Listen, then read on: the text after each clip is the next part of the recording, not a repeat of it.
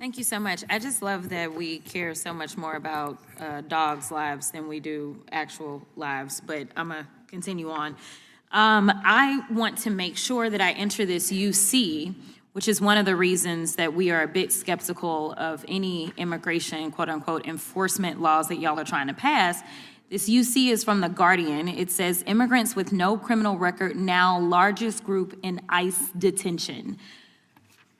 You know, I listened to Mr. Van Drew. Without objection. Thank you so much. I listened to Mr. Van Drew, who I do respect, and he went on and on and on about how this is about the bad guys. And I will be honest with you and tell you that when it came down to the election, there were a lot of people who really believed that the Republicans and the president were all about getting the bad guys out. People truly believed your words, but your actions are not matching up, because I've got the receipts showing that they are not matching up.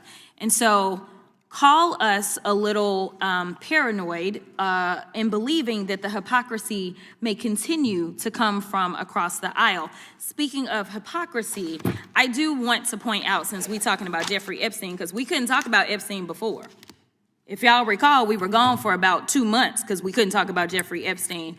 And now everybody wants to act as if they want to have like a real honest conversation about the victims and the survivors and everybody else. Where was this conversation a long time ago? And I know that y'all love to go back and say that Joe Biden didn't do it. You know, Joe Biden is blamed for everything. Joe Biden didn't do anything, and it was Joe Biden's fault, and why wasn't Joe Biden? Joe Biden didn't campaign on it. I just want to be clear. If y'all can run me the tape, then run me the tape. But you know, when you campaign and you go out and you make a promise, then we evaluate whether or not you actually meet your promises. So listen, this was rope that y'all decided to hang yourselves with because the president campaigned on the Epstein files while we were campaigning on things such as affordability. We were campaigning on the things that now people are complaining about, right? Because of the tariffs and the fact that you guys won't say anything and tell the president, hey, sir, tariffs are taxes. We as Republicans, we usually don't like taxes. And guess what? That's gonna make everything unaffordable. So now he's gonna be our big savior, and he is gonna reduce the price of foods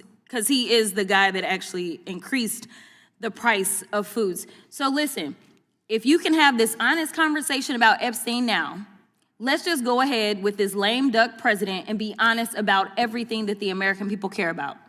They care about affordability. They care about the fact that literally people are starving in this country because we have 42 million people, and I don't remember any one of you during that almost 2-month break deciding to go on faux news or any other news outlet and say, you know what, it is wrong to have 42 million people that are relying on $6 a day to eat, and we have the money because somehow our president was able to find under the couch cushion, the one that JD wasn't sitting on, under the couch cushion, he was able to find 40, how much did he find to send to Argentina? 40, there we go, 40 billion to send to Argentina.